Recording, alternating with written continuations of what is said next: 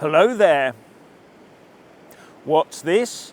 No more UFOs? Suddenly it's all over and there's nothing to see here?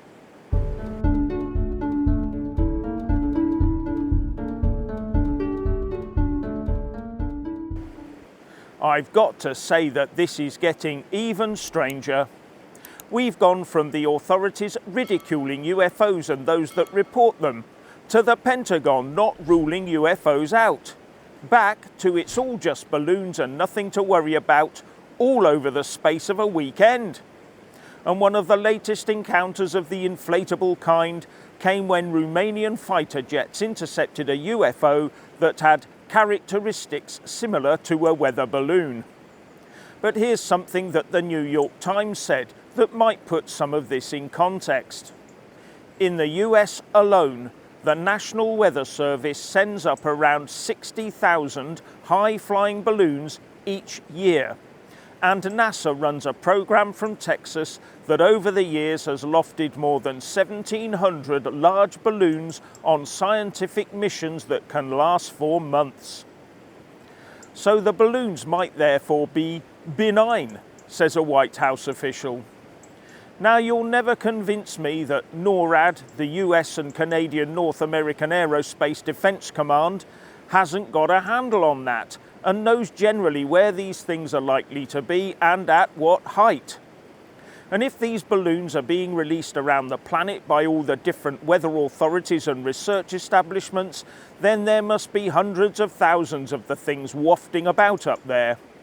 And given that, then our governments must believe they are safe to be wandering around at the behest of the wind patterns around the globe.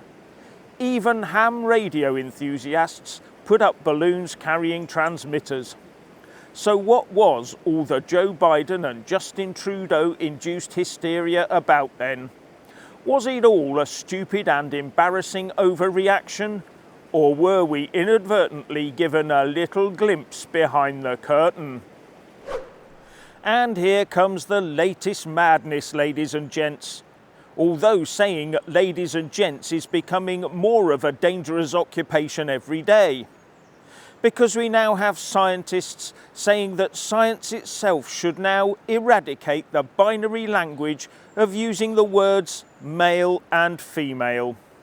Yes, those that study such things as ecology and evolutionary biology should henceforth refer to sperm producers and egg producers, not male and female. Or even refer to individuals as XY or XX instead. All in the effort to prevent emphasising heteronormative views. Yes, the Ecology and Evolutionary Biology Language Project of US and Canadian researchers wants scientists to avoid the use of such terms as man, woman, mother, father, primitive, advanced, alien, invasive, exotic, non-native, and of course, race. The term survival of the fittest is also very problematic because it discriminates against those with disabilities. Not sure about the survival of the fittest, but I see that stupidity is thriving. And the EEB project wants people to come forward with more words to ban and new inclusive terms to be used instead. And this will be a living document, they said. Doesn't that discriminate against the dead or zombies or something? And how about people who don't identify as living? And the EEB group also has a team statement of positionality, where they explain that they are marginalised, but also have privileges. Sounds like every other human on the planet, except they seem to be searching out every difference they can and magnifying them. The impact of searching out so-called harmful words and banning them will cause much more harm than it eradicates, with people trying to make a name for themselves by banning any word for whatever reason they can conjure up. Maybe there'll soon be a Nobel Prize for the person who bans the most words in a year. And this will be a forever project for a full-time, well-paid, ever-growing team of scientists who are more worried about language than they are about scientific truth. We are watching the death of science at the hands of voodoo, where a scientist can turn up late for work one day and use the wrong word because they haven't read the memo yet, but be ostracised as a result and forcibly sent on a 6-month retraining course in a language gulag in the back of beyond. Scientists are now being swept along in the search for a new 1984-style language that morphs every day and merges fact and fiction into a new hodgepodge lingua nouveau. And I've got a name for it: gobbledygook. Good afternoon, and I hope you are all well and have changed the sheets after last night. Now then, have you noticed how the woke liberal left love to brand anyone with half a brain cell and a working moral compass as far right or fascist? For a while, I have scratched my head and other bodily locations, pondering how to tackle such inaccurate, yes, that's right, inaccurate labelling of ordinary, decent people. And ladies and gentlemen, I think I have the answer. And that is, we must take the term far right and make it, about as incendiary as a mouse fart. Yes, so great and wise one, how do we do that? Okay, I'll tell you. We call those who would use such a miscategorization, we should call them far right or racist or fascist. Yes, because when you actually do a little research into what fascism actually looks like, you will find the modern day woke liberal left staring straight back at you. The irony of these woke lefties banding the far right racist term around and fascist is they themselves are mostly authoritarian, anti-democratic fascists.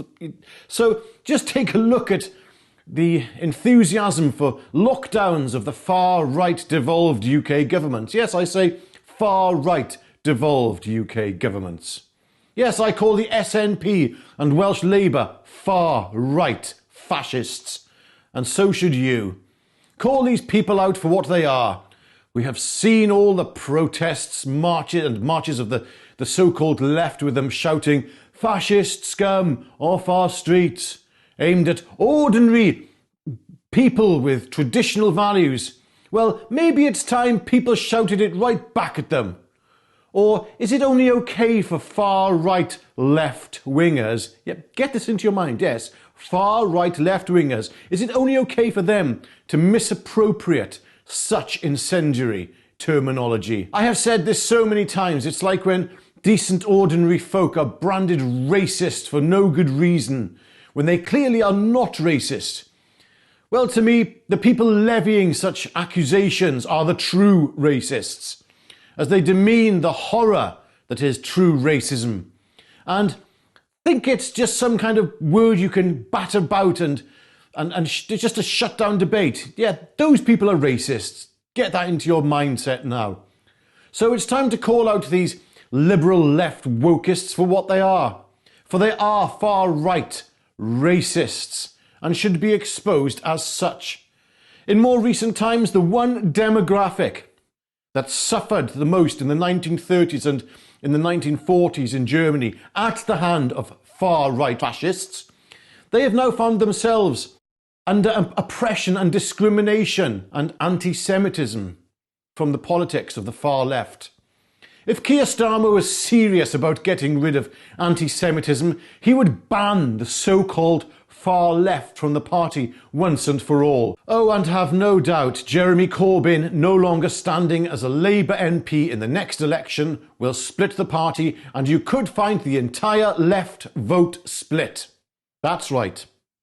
And under such circumstances, check this out, under such circumstances, a Labour win in the next election might not be so guaranteed. Right, you lot, leave your thoughts on the miscategorisation of ordinary Brits as far right and racist. Leave those thoughts in the comment section below.